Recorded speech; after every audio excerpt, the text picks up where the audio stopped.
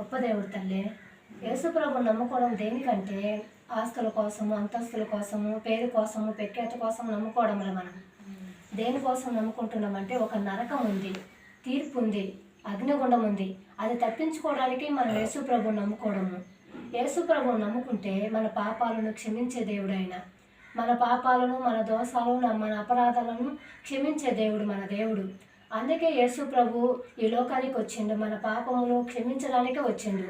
ఆయన నీతిమంతుడు కాబట్టి మనం కూడా నీతివంతులుగాను పరిశుద్ధులుగాను తీర్చబడాలని ఆయన కోరిక ఉన్నది. కాబట్టి నువ్వేం చేస్తావంటే ఇక నుంచి ఎటువంటి అలవాట్లు వేసుకోకుండా దేవునికి నమ్మకంగా ఉండు. ఆయన నీకు జీవకిరీటం ఇస్తాడు. అది నేను చెప్పేది ఏంటంటే నిజమైన యేసుక్రీస్తుని నమ్ముకొని నిజంగా మీరు నమ్మేది కాదండమ్మలే, మీరు నమ్ముతున్నారు, నమ్మిండ్రు, కానీ నిజంగా నమ్మి నమ్మకంగా ఉండమని చెప్పి నేను అంటున్నా తల్లి. అది